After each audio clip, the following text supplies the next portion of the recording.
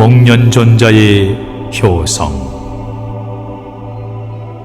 이 무렵 바라나국에도 선남자가 있었다. 그의 이름은 나복이라 하였고 자비보시를 극진히 행하였다.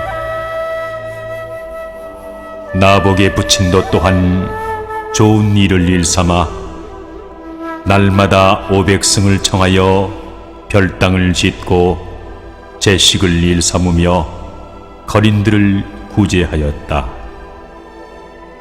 허나 그 부친이 세상을 떠나자 나복은 부친의 행적을 여실히 본받아 조금도 선행에 게으름이 없었다. 하루는 나복이 그의 모친인 청제 부인에게 청하였다. 어머님, 소자 이제 금 1만 냥을 가지고 타국으로 장사를 떠나고자 하옵니다. 그러니 소자가 장사를 마치고 돌아올 때까지 어머님께서는 능히 소자의 소원을 들어주시리라 믿습니다. 소원은 다름 아니라 매일 500승을 청하여 제식을 베푸시는 것이옵니다.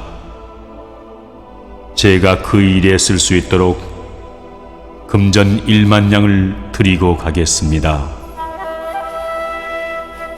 청제 부인은 나복의 간청을 듣고 나복아, 내 어찌 아들인 너의 우원을 저버릴 수가 있겠느냐. 부디 타국으로 장사를 떠나 큰 이름을 남기고 무사히 돌아오너라. 내 너의 말대로 날마다 500승을 초대하여 극진한 대우를 할 테니 염려를 놓아라. 모친의 허락을 받은 나복은 얼굴의 기쁨을 감추지 못하며 즉시 행랑을 열어 금 1만 냥을 드리고 장사길을 떠났다. 청제 부인은 나복을 타국으로 보내고 나서 가정에 새로운 규칙을 세웠다. 만일 비구와 거린들이 내 집 앞 문전에 오거든 이들을 엄중히 감시하고 일체 집안으로 들여보내지 말도록 하여라. 이 말을 어기면 내가 직접 큰 벌을 내릴 것이니라. 나복의 모친은 금전을 풀어 날마다 잡객을 불러 모아놓고 우마육축을 살해하여 맛있게 먹었다. 모친은 불법승 삼보를 방해하는 줄도 모르고 허다한 재물로 방탕하였다. 이때에 장사를 갔던 나복이 여러 달 만에 일행들을 데리고 집으로 돌아왔다. 나복은 집을 바라보고 걸음마다 배려했다. 동행들은 나복의 행동을 이상스레 여겨 물었다. 무슨 일로 걸음을 옮길 때마다 그렇게 배려를 한단 말인가? 나복은 입가에 웃음을 지으며 동행들을 향해 일렀다. 내가 타국으로 장사를 떠날 때 모친에게 부탁을 드린 일이 한 가지 있었다네. 자네들도 잘 알다시피 부친의 선행을 모친이 계속 이어달라는 부탁이었네. 그래 날마다 500승제를 일삼으셨을 터이니 이 어찌 부처님이 내려오신 곳이라 하지 않을 수 있단 말인가. 그러하므로 내가 걸음이 닿는 곳마다 이렇게 배려를 하는 것이라네. 나복을 맞으러 나왔던 사람들이 이 말을 듣자 목소리를 높여 웃었다. 그대는 아무것도 모르고 있소. 그대의 모친이 500승제를 하고 있다고 들었다면 그건 터무니없는 거짓이요. 모친은 날마다 500승제는 고사하고 500잡객을 모아놓고 연일 우양을 살해하여 방탕한 생활을 즐기고 있는 형편이며, 비구들이 집 앞에 오게 되면 얼씬도 못하게 할 뿐만 아니라 삼보를 희롱하니 가히 악행의 극치인 줄 모두들 알고 있다오. 그 말을 듣던 나복은 아연실색한 채 통곡하다가 기절을 하고 말았다. 동행 중에 한 사람이 급히 집 안으로 들어가 청제 부인께 그 연고를 전했다. 부인도 나복의 소식을 듣고 급히 하인을 불렀다. 너희들이 내 아들 나복이 왔다는 소식을 들었다면 지금 즉시 동산에 제식하는 모양을 서두르도록 하라. 만일 나복에게 이 사실을 말하는 자는 죽음을 면치 못하리라. 청제 부인도 나복을 불러들였다. 나복의 얼굴은 근심으로 가득 차 있었다. 나복아, 어서 얼굴에 근심을 풀라. 네가 진정으로 나를 의심하거든 저 동산을 보아라. 내가 간곡한 너의 부탁을 사사로이 어길 줄 알았더냐. 나의 원과 너의 원이 조금도 다를 바가 없느니 내 어찌 너의 원을 따르지 아니하겠느냐. 너에게 500잡객들을 불러 모았다고 전한 사람은 필경 너를 속였음에 분명하다.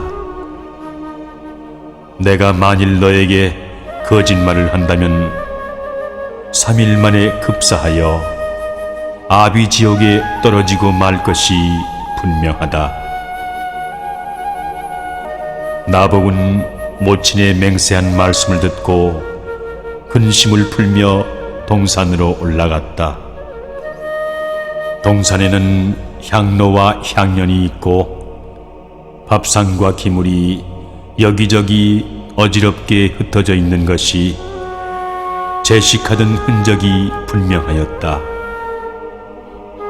나복은 비로소 모친을 믿고 공경히 말하였다.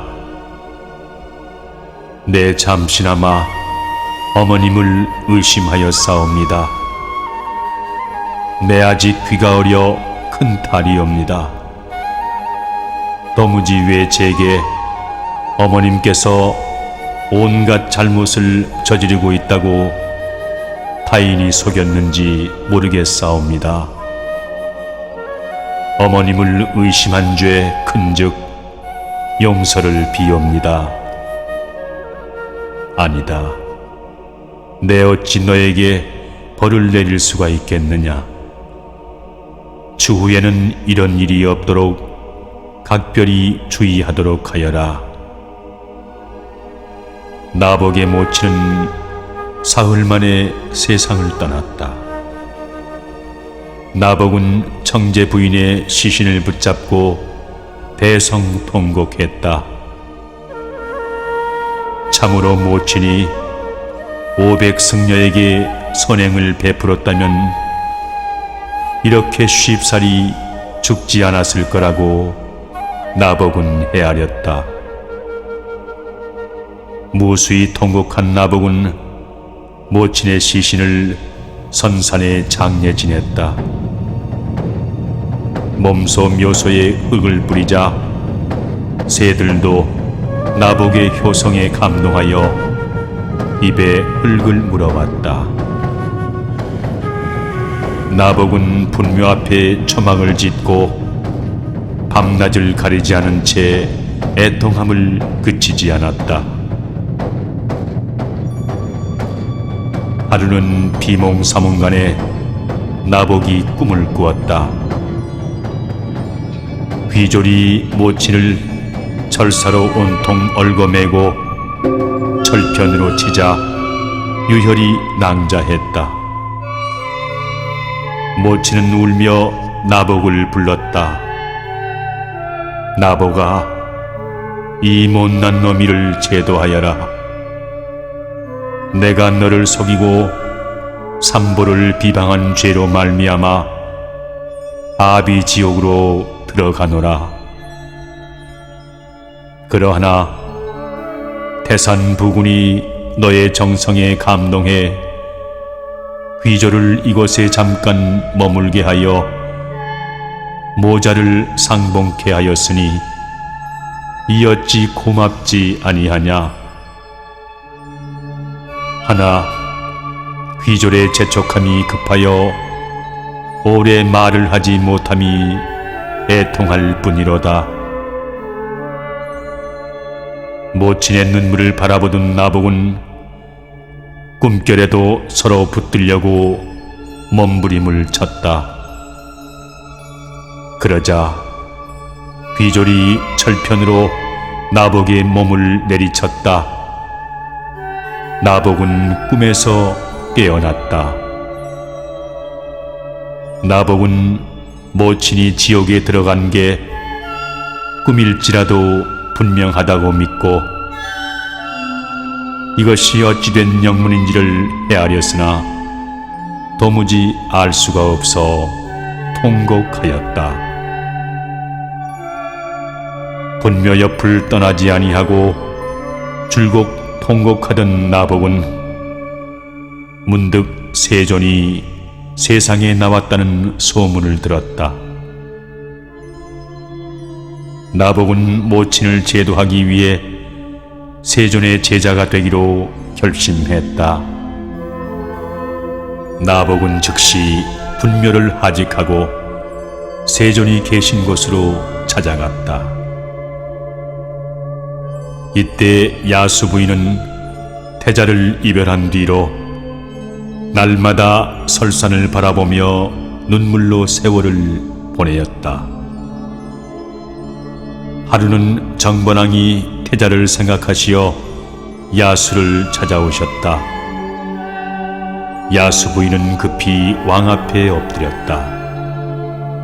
정번왕은 탄식하며 말했다. 현부는 태자가 없다고 너무 상심하지 말도록 하시오.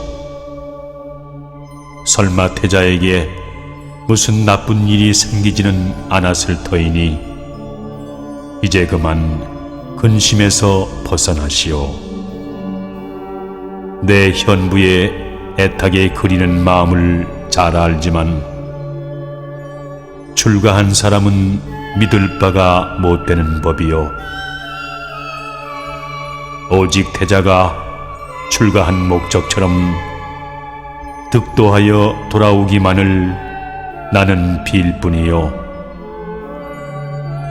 그리고 우리 종족 중에서 태자의 후사를 정하도록 할 생각이니 현부는 내 뜻에 따라주도록 하시오. 제가 일전 태자 이별 시에 일어났던 일들을 왕께 고하였는데도 어찌 잊고 계시나이까. 왕의 마음속에서는 태자가 떠난 것이 분명한즉 내 어떻게 종족에게 의탁할 마음이 추호라도 생기겠습니까? 야수의 말에 왕은 크게 웃으며 이별 시에 태자가 무명지로 현부의 배를 가리키며 멀지 않아 반드시 이름이 나후라라는 옥동자를 낳으리라는 신기한 이야기 말이오.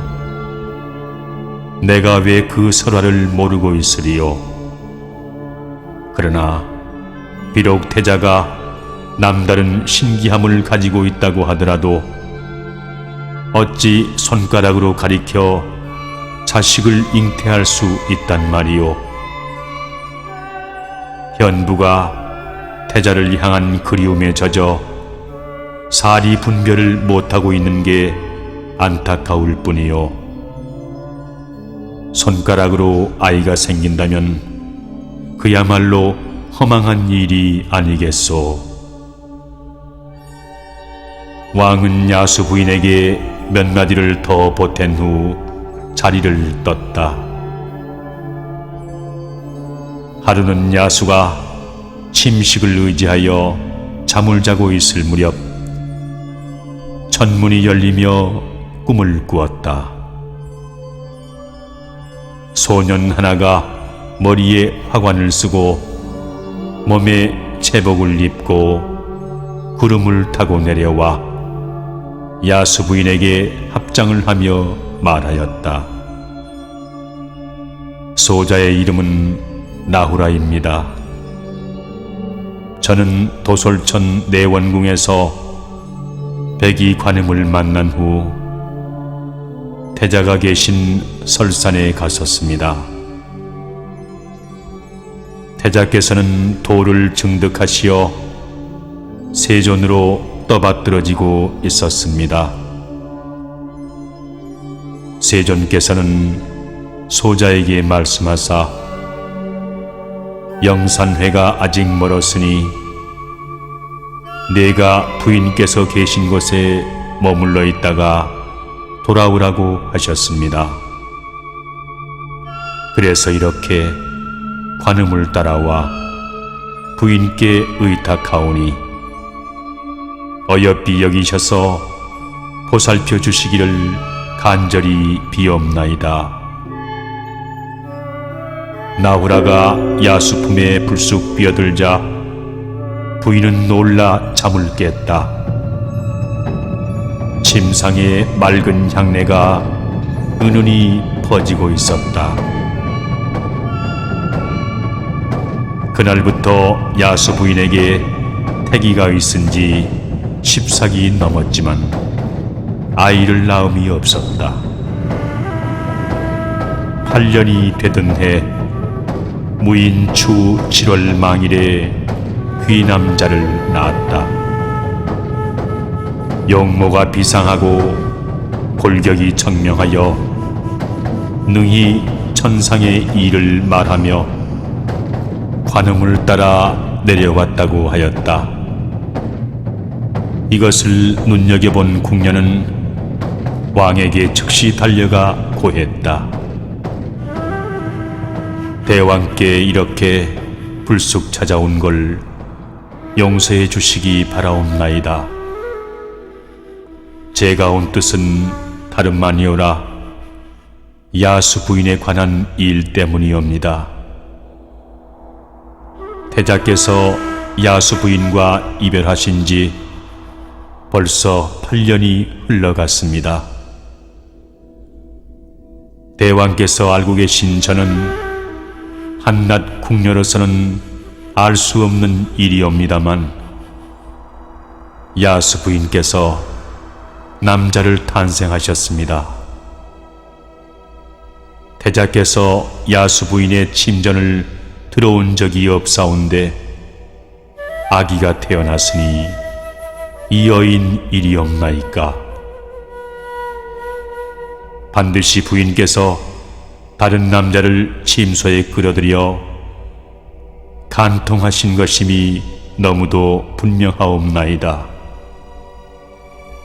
그렇지 않다면 어찌하여 아기가 탄생하실 수 있었겠사옵니까? 이 어찌 궁궐의 놀라운 일이 아니겠사옵나이까?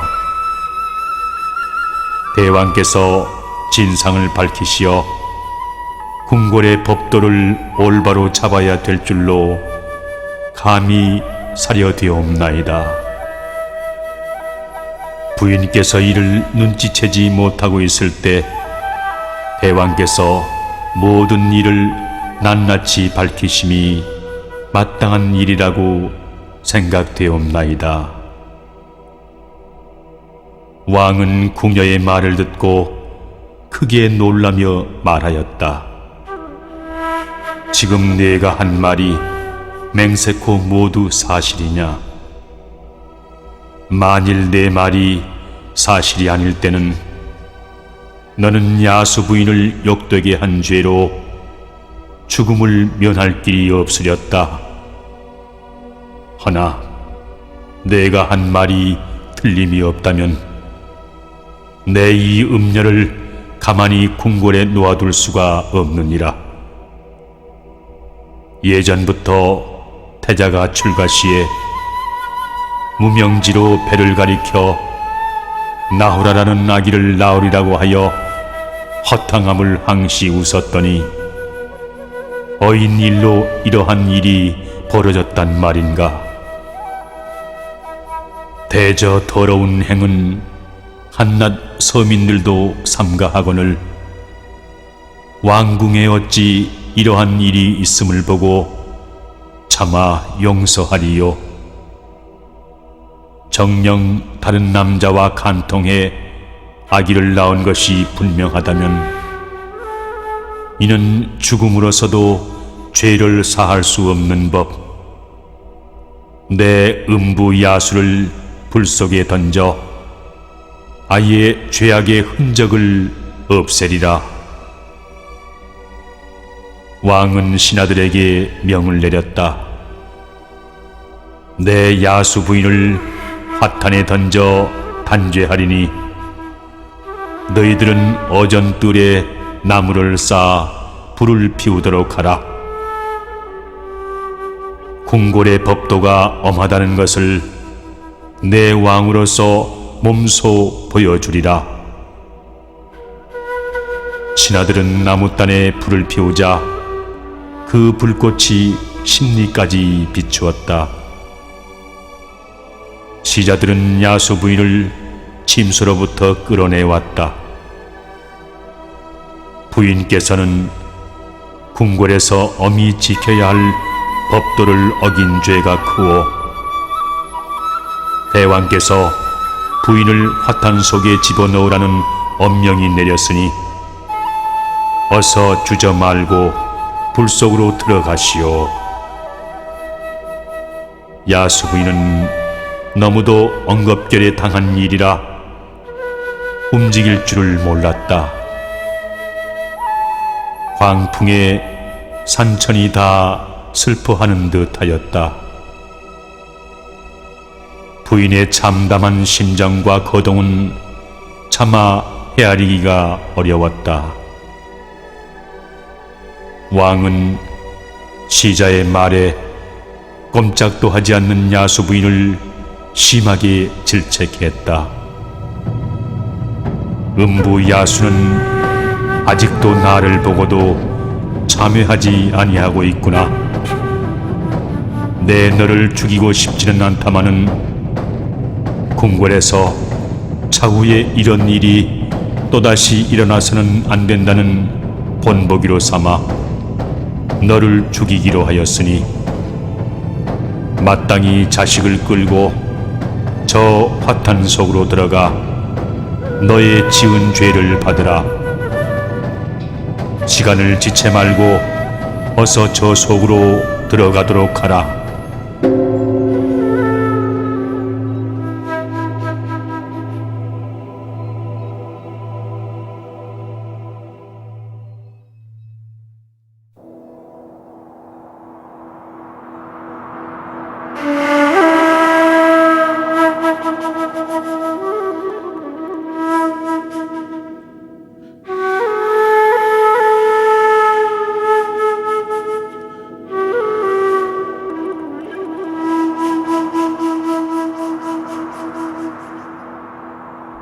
왕의 질책을 듣던 야수는 아기를 안고 화탄 속으로 들어가며 조금도 두려워하는 기색이 없이 떳떳이 왕을 향해 말하였다.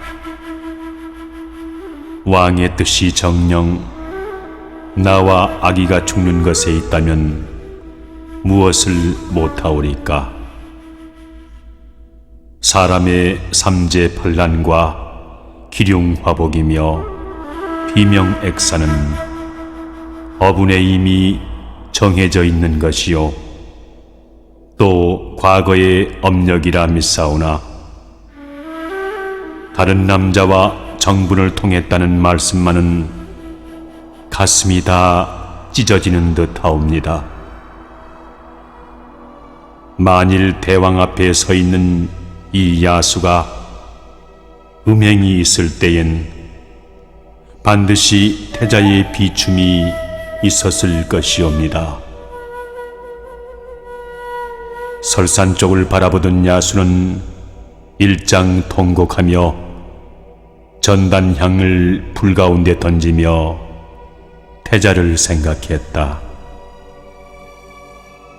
그리고 야수는 호련히 몸을 던져 불 속으로 들어갔다. 모든 제신들과 시녀들은 야수의 모습을 보고 모두 고개를 돌렸다. 궁중 비빈들은 눈물을 흘리며 왕이 야수를 살릴 허락이 내리기만을 기대하고 있었다. 야수가 불 속에 들자 문득 천지가 진동하고 금색 광명이 일어나 12가닥 무지개로 변해 공중에 가득하였다. 그 화탄이 다시 변하여 붉은 연꽃이 되어 넘노는데 야수 부인은 아기를 안고 연화대에 단정히 앉았다. 야수의 태도는 밝은 달이 검은 구름을 벗어버리고 청천을 향한 듯 하였다. 왕과 문무제신과 백천시녀들은 갑작스런 조화에 대경실색했다. 이것이 무슨 천지조화냐? 화탄은 어디 가고 야수가 연화대에 저리 앉아 있는고? 왕의 말에 신하들은 어쩔 줄을 몰랐다. 그러자 호련히 서방으로 금색 선인이 구름을 타고 공중에서 이르기를 나는 보타 낙가산 관세음인데 설산에 계신 석가열애께서 말씀하셨다. 야수가 낳은 나후라란 아기는 세존이 출가 시에 예언하셨나니 이후 8년이면 대왕과 야수와 한 가지로 영산에 들어가 수행 인연을 맺고 도솔천상의 보살로 돌아갈 것이니라. 왕은 지금이라도 야수 부인을 꾸짖지 말고 현부와 현손을 잘 보호하시고 이제 야수 부인을 의혹하여 죽이는 일은 다시는 없게 하소서. 왕은 금색 선인의 말을 듣자 심신이 황홀해져 그 자리에 주저앉고 있었다. 관음보살께서 왕을 보시고 황망히 계하에 내려와 무수히 배례하셨다. 이윽고 보살이 보이지 아니하고 향풍이 일어나자 정반왕은 정신을 차려 야수 부인이 있는 곳을 돌아보았다. 야수는 아기를 안고 연화대를 벗어나 궁전으로 들어와 청죄하였다. 왕은 야수에게 말하기를 내가 큰 잘못을 저질렀소. 궁녀의 말을 잘못 알아듣고 현부와 현손을 죽이려 한 것을 용서해 주오.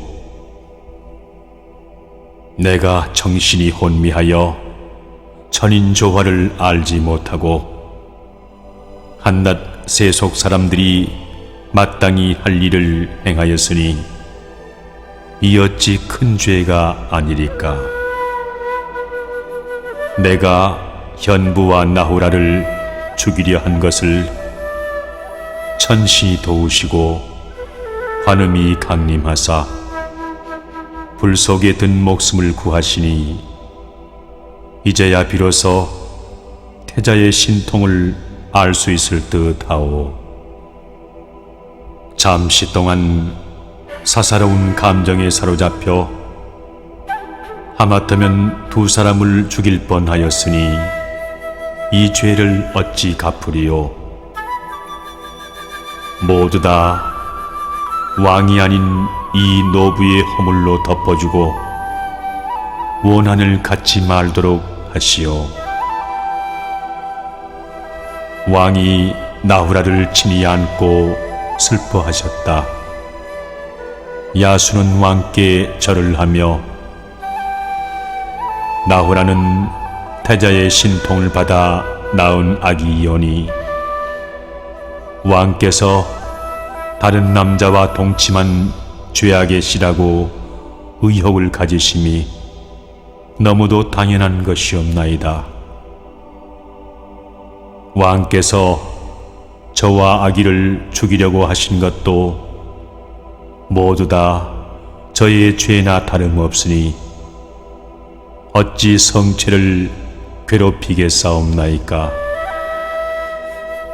제 허물을 도리어 용서해 주시옵소서. 왕은 다시 탄식하며 말했다. 진정으로 현부에게 고마움을 갖게 되니 어찌할 바를 모르겠소.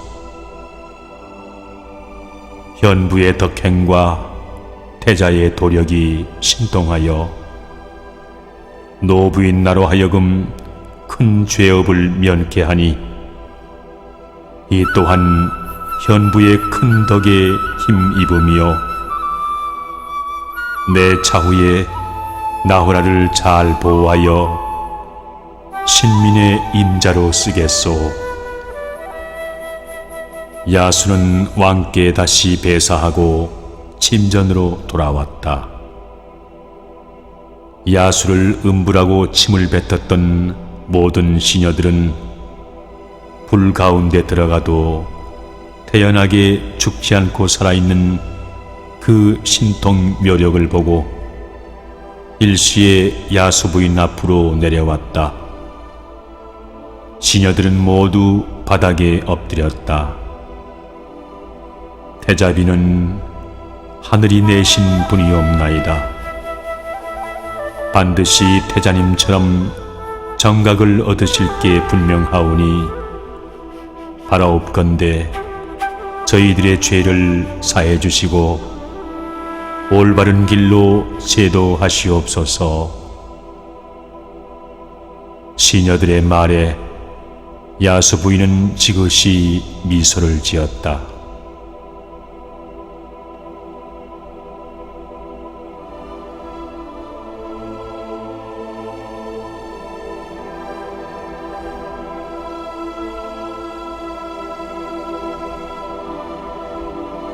세월이 흘러 벌써 왕손 나후라의 나이가 7세였다. 청수한 기운과 골격이 빼어난 나후라는 도솔천 내원에서 미륵보살을 쫓아 강설 법문하던 일을 알고 금륜보위에 뜻이 없었다. 정발왕은 나후라의 등을 어루만지며 일렀다. 야수 부인은 왕의 말을 긴밀히 듣고 있었다. 이 이야기도 풍채와 기골이 출중한 꼴로 보아 출가한 태자와 조금도 다름이 없구려. 나후라도 반드시 노부인 나를 속이고 출가할 것만 같아 근심이 떠날 줄을 모르고 있어. 이 무렵 세조는 왕사성 중림정사에 처하여 가섭 등 여러 제자와 더불어 도를 강론하고 계셨다. 문득 사자가 고하였다. 문 밖에 손님 두 분이 와서 세존을 배웁기를 청하고 있사옵니다. 분부를 내려주십시오. 즉시 이리로 불러드리도록 하여라. 손님 두 사람이 세존에게로 다가왔다.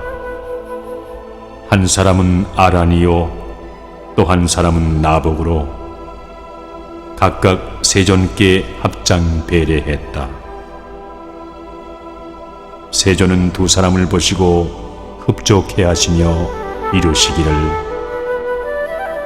이런 선남자들이 나의 법중에 들어오니 가히 상수 제자가 될 것이 분명하다. 나복은 다시 배례하고 세존께 여쭈었다. 저희 부모가 계실 때에 나는 500승제를 일삼고 악행이 없었사온데 꿈중에 모친께서 아비지옥에 잡혀간 것을 보았사옵나이다. 그래서 이렇게 세존께 출가 제자가 되어 어머님을 제도코자 함이니 받아주시옵소서. 나복이 말을 끝내자 수발이 스스로 떨어지고 가사가 입혀졌다. 세존은 나복에게 설법하셨다. 너희 어미가 세상에서 선행만을 일삼았다면 어찌하여 지옥에 들어갔단 말인가? 필시 내가 모르는 사이에 헤아릴 수 없는 죄악을 저질렀음이 분명하리라. 세상 사람들이 입으로는 말하되 눈으로 보는 것만 갖지 못하다 하오니 세존께서 대자대비를 내려주시옵소서. 신통 도안을 갖지 못한 저의 눈엔 어머님이 가신 곳이 보이지 않사옵나이다. 나복은 배례를 했다. 착하도다. 내 효성이 지극하니 내 어찌 감동하지 아니하리요. 내 전세의 초부가 되어 산중에 들어가 나무를 베다가 벌을 놀라게 하자. 내 옷을 벗어던지며 내 후세의 불문에 들어가 득도한 후에 제도하리라고 발언한 적이 있었느니라. 내가 이제 내게로 돌아오니 참으로 너희 원과 같이 된지라 어찌 기쁘지 아니하리요. 세존은 나복에게 12인연법과 대선정법을 가르치시니 목련은 겁겁다생에 정법 수행하던 나한이었다. 삼명육통이 부족한 신통을 얻은 나한은 숙세 일을 통달한 뒤 천상인간에 출입하며 세존의 제자가 되었다. 세존은 목련의 이름을 높이 받드시고 칭찬하시기를, 목련은 선제 중에 선제이니라. 너희들도 이 목련을 본받으라. 이때에 아란의 나이 20이었다. 풍채가 화려하고 총명이 뛰어나니 짐짓 비선목결에 선풍도골이며 그 붙인 곡반왕은 정반왕의 아우이니 세존과 안하는 총형제였다.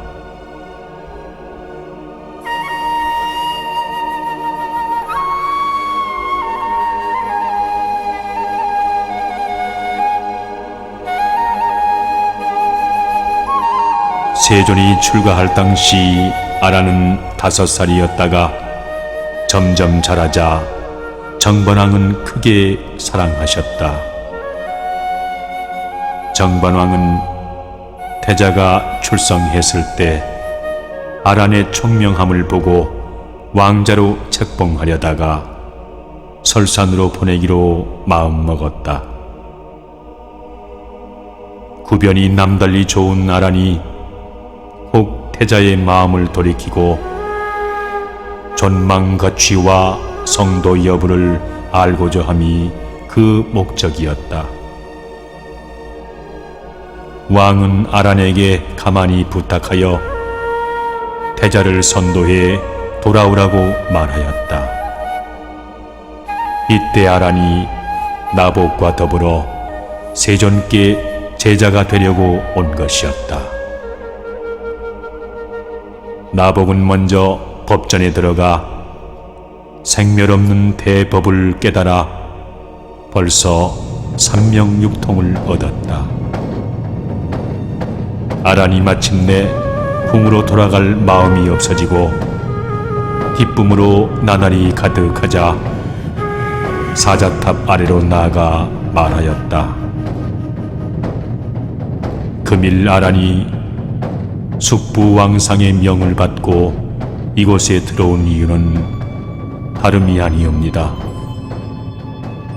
세존의 마음을 돌려놓아 왕궁으로 돌아가실 수 있도록 저는 왕명을 받은 몸이옵나이다. 그러나 이곳에 머물다 보니 다시 궁중으로 돌아갈 마음이 없나이다. 제 한 몸을 세존께 모두 의탁하게 싸웁니다. 아란이 말을 멈추자 수발이 떨어지고 가사가 입혀졌다. 아란아, 너는 나의 법 중에 가장 뛰어난 상수 제자이므로 나와 함께 영산회상에 들어가고자 생각하며 항상 너를 기다렸노라. 너는 이미 설산에서 정각을 얻었으니 영산의 대회를 열고 먼저 부왕을 모신 다음 도솔천상으로 인도하려고 하느니라. 그리고 마야 부인과 모두 한 곳에 모이게 하여 대도를 얻도록 불생불멸케 하리니 어찌 내게 세속사를 의논하겠느냐.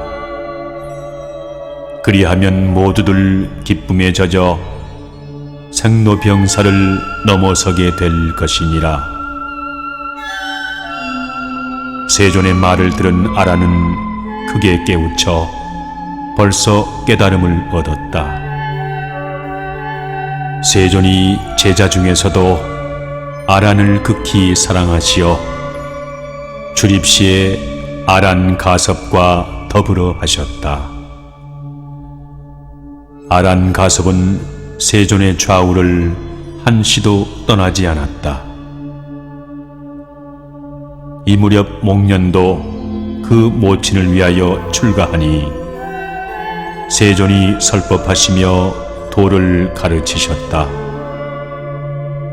세존은 목련이 능히 풍운을 타고 천상과 인간을 자유자재로 왕래하며 시방세계를 지척같이 다니는 것을 보고 칭찬하며 말했다. 10대 제자 중에 목련내가 신통이 제일이니라 하니 제자들과 대중들도 모두 칭찬을 했다. 하루는 목련이 세존께 여쭈었다. 감히 세존께 부탁드리옵나이다. 제가 먼저 부모를 찾아보고자 하옵니다. 그러니 세존께서는 저의 마음을 허락해 주셔서 모자를 만나보게 하시옵소서.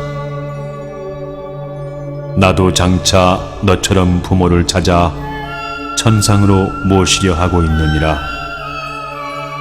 내가 부모를 위한 지극한 효성으로 출가한 사실을 내가 잘 알고 있는 터이니 어찌 바삐 찾아 제도치 아니하리요. 그러나 모든 일에는 나름대로의 순서가 있는 법. 내가 이곳을 떠나 부모를 찾아 나서려고 한다면 이제 어디로 가장 먼저 가고자 하는고? 목련이 답하기를, 그럼 세존께서 제가 드린 부탁을 허락하신다는 말씀이시옵니까? 부모 생시에 선행이 있었으니 반드시 천상에 있을 것이라 믿고 있사옵니다. 먼저 천상으로 가고자 하나이다. 내가 비록 신통을 얻었다고 하지만 아직 내 힘으로는 세상 밖의 일을 낱낱이 알 수가 없느니라. 대저 세상사는 귀로 듣는 것보다 눈으로 보는 것이 100번이라도 낫거늘 내 스스로 찾아보도록 하라. 세존의 대자대비하신 눈에에 보답할 길이 없사옵나이다. 목련은 세존을 하직하고 나오자마자 신통력을 내어 바리를 공중에 던지고 몸을 날려 바리 위에 앉았다. 그리고 바로 도리 천상문을 향하여 들어갔다. 천상문을 지키는 문지기 천관은 즉시 상제에게 전했다.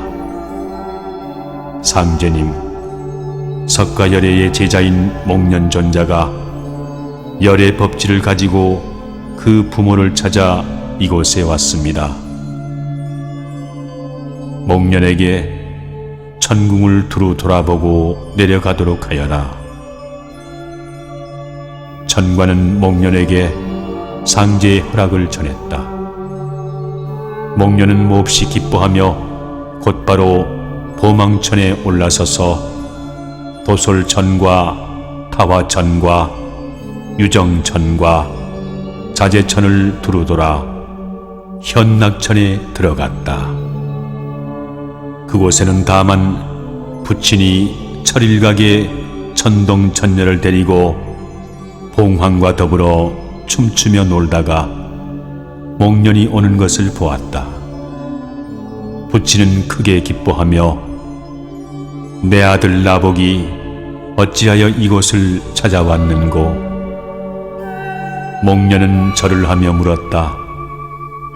아버님께서는 알고 계실 터이온즉 지금 어머님께서는 어디 계시옵나이까? 내가 이곳에 온 이후로 부인을 본 적이 없다. 이곳에 부인이 온 자취는 없고 오래전에 명부 염라대왕이 상제께 올리는 지옥 죄수의 목록을 보니 내 모친인 청제 부인의 이름이 있어 내 눈을 똑바로 뜨고 의심하며 본즉 틀림없이 모친이었다.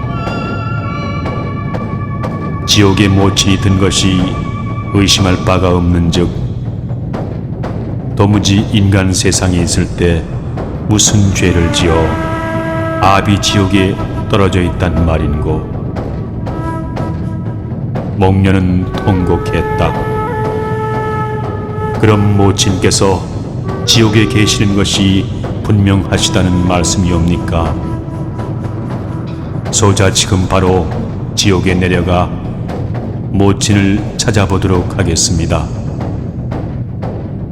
만약 모친이 그곳에 있다면 석가열애께 간곡히 청원해 지옥 중생을 제도하고 모친을 모시고 천상에 계신 부친과 한 가지로 기쁨을 누릴 수 있게 하겠사옵니다.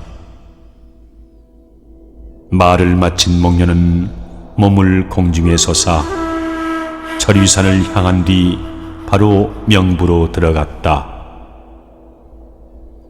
목련존자가 명부로 오는 것을 보던 염라대왕은 황망히 교의에 내려 엎드리며 말하였다. 목련존자께서 어인 일로 이곳 명부까지 오셨사옵니까? 목련은 답하기를 제 모친이 이곳에 있다는 소식을 천상에 있는 부친으로부터 들어 이렇게 찾아왔습니다. 모친이 지은 죄도 없이 이곳에 들어오셨다 하니 원하건대 꼭 찾아보고자 하나이다. 염라대왕은 놀라며 한 판관에게 16지옥을 찾아보라고 명했다. 목련이 옥조를 따라 16지옥 곳곳을 다 찾아보았지만 모친을 찾을 수가 없자 답답한 마음을 감출 길이 없어 물었다. 내게 묻노니 16지옥 말고 또 다른 지옥이 있는가? 귀졸이 답하였다. 감히 존잣게 묻자오니 모친께서 세상에 계실 때에 무슨 죄를 지으셨다고 생각하시옵나이까? 만일 인간이 불법승 삼보를 비방하고 탐욕과 살생을 즐겼으면 어느 지옥으로 가게 되느냐? 목련존자는 귀졸의 말을 기다렸다. 삼보를 비방한 죄인이 가는 지옥은 바로 아비무간지옥입니다. 그곳에 한번 들어가게 되면 그 누구도 만겁이 흘러도 해탈치 못하옵나이다. 다시 통곡을 하며 귀졸을 따라 목련은 아비무간지옥으로 들어갔다. 철성은 검은 안개가 자욱한 가운데 울음소리가 가장 슬프게 들려왔다. 목련은 문전으로 나아가 문지기에게 문을 열라고 말하자 문지기 삼목귀왕이 목련을 보고 대답했다. 이곳은 염라대왕의 공문이 있을지라도 죄인을 내어보내는 일이 없사옵니다. 나도 여러 옥문을 지키는 귀왕이지만 이곳에 들어와 있는 천만 죄수의 애련한 거동을 차마 눈을 뜨고 보지 못할 정도입니다. 이제 석가불이 출세하사 영산회상의 일체 중생을 제도하실지니 바라옵건대 목련존자께서는 나를 위하여 이 지옥에서 괴로움을 받는 것을 벗게 하시옵소서. 삼목귀왕은 옥문을 붙잡고 즉시 옥조를 불렀다. 이분은 석가열애의 제자 목련존자이시다. 모친이 이곳에 있다는 소식을 듣고 여기까지 몸소 찾아오셨으니 모친을 청하여 찾아보게 하고 만일 안에 있을 시에는 문틈으로 보게 하라. 귀졸은 목소리를 크게 해 청제 부인이 이곳에 계신가고 물었다. 이윽고 청제 부인은 있지만 아들의 이름이 나복이라고 할 뿐 목련은 도무지 모르는 사람이라고 답해왔다. 목련은 크게 통곡하며 귀졸에게 과거 나의 이름이 나복이라고 일러주었다. 이윽고 귀졸이 옥으로 들어가더니 잠시 후 우두 나찰과 함께 나왔다. 정제 부인은 우두 나찰의 쇠막대에 꿰어져 입으로 구리즙을 흘리고 있었다. 그리고 몸에 불꽃이 일어 피육이 녹아 기름이 흘러내렸다. 정제 부인은 옥문 안에서 방성통곡을 했다.